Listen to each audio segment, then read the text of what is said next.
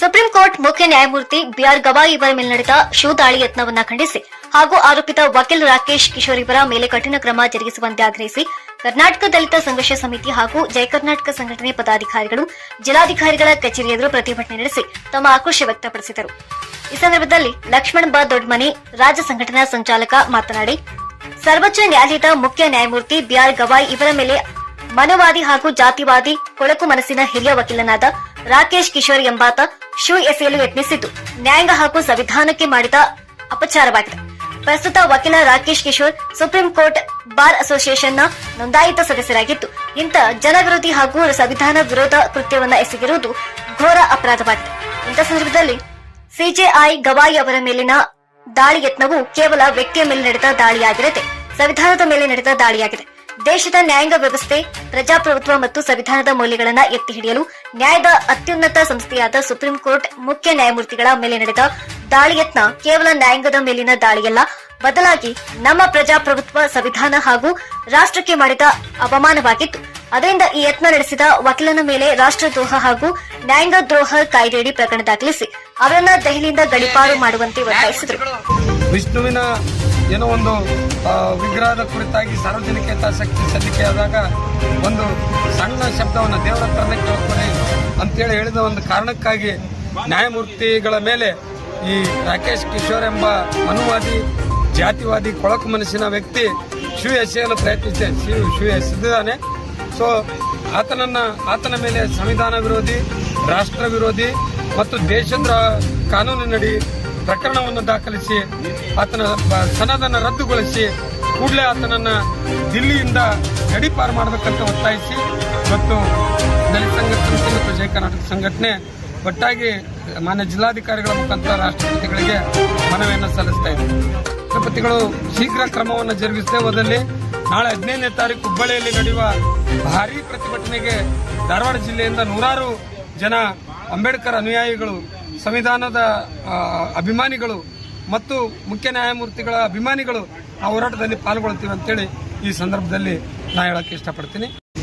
ಏನು ನಮ್ಮ ದೇಶದ ಸರ್ವೋಚ್ಚ ನ್ಯಾಯಾಲಯದ ಮುಖ್ಯ ನ್ಯಾಯಮೂರ್ತಿಗಳ ಮೇಲೆ ಮನುವಾದಿ, ಜಾತಿವಾದಿ ಮನಸ್ಸಿನ, ಕೊಳಕು ಮನಸ್ಸಿನ ವಕೀಲರಾದಂಥ ರಾಕೇಶ್ ಕಿಶೋರ್ ಎಂಬಾತ ಕೋರ್ಟ್ ಕಲಾಪದ ವೇಳೆಯೇ ಮುಖ್ಯ ನ್ಯಾಯಮೂರ್ತಿಗಳ ಮೇಲೆ ಶೂ ಎಸೆಯಲು ಪ್ರಯತ್ನ ಪಟ್ಟಿದ್ದನ್ನು ನಾವು ಉಗ್ರವಾಗಿ ಖಂಡಿಸ್ತೀವಿ.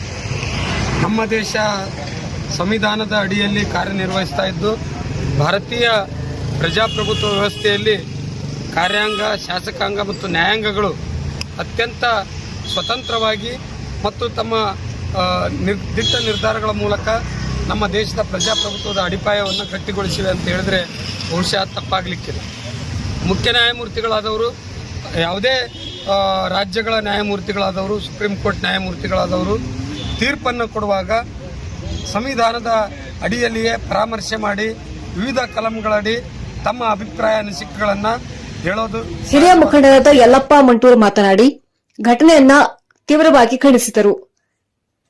ದಿವಸ ಉಚ್ಚ ನ್ಯಾಯಾಲಯ ಸುಪ್ರೀಂ ಕೋರ್ಟ್ ನ್ಯಾಯಾಧೀಶ ಗವಾಯಿ ಅವರ ಮೇಲೆ ಅಲ್ಲಿ ವಕೀಲರಾದ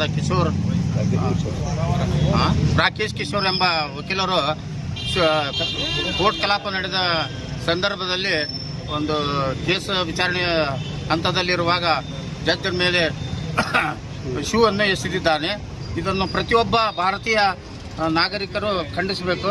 ಅದೇ ರೀತಿ ನಮ್ಮ ಧಾರವಾಡ ಜಿಲ್ಲಾ ದಲಿತ ವಿವಿಧ ಸಂಘಟನೆಯ ಪ್ರಮುಖರ ಮುಖಾಂತರ ನಾವು ಇದನ್ನು ತೀವ್ರವಾಗಿ ಖಂಡಿಸಿ ತಪ್ಪಿತರ ಮೇಲೆ ಸರ್ಕಾರ, ಕೇಂದ್ರ ಸರ್ಕಾರ, ರಾಷ್ಟ್ರಪತಿಯವರು ಕೂಡಲೇ ಅವರು ಕ್ರಮ ತಗೋಬೇಕಂತ. ಈ ಪ್ರತಿಭಟನೆಯಲ್ಲಿ ಬಸವರಾಜ್ ಆನೆಗುಂದಿ, ಬಸವರಾಜ್ ದೊಡ್ವಾಡ, ರವಿ ಸಾಂಬ್ರಾಣಿ, ವಿಜಯ್ ಕುಂದಗೋಳ್, ನಾರಾಯಣ ಮಾದರ್, ಹನುಮಂತ್ ಮೊರಬ್, ಶ್ರೀನಿವಾಸ್ ಅವರೊಳ್ಳಿ, ಶಬ್ಬೀರ್ ಅತ್ತಾರ್, ರಾಮಣ್ಣ ಹೆಚ್, ಬಸವರಾಜ್ ಮಾದರ್, ರಾಜಣ್ಣ ಗೌಳಿ, ಯಲ್ಲಪ್ಪ ಕೆಂಗಾರಗೇರಿ ಸೇರಿದಂತೆ ಮೊದಲಾದವರು ಉಪಸ್ಥಿತರಿದ್ದರು.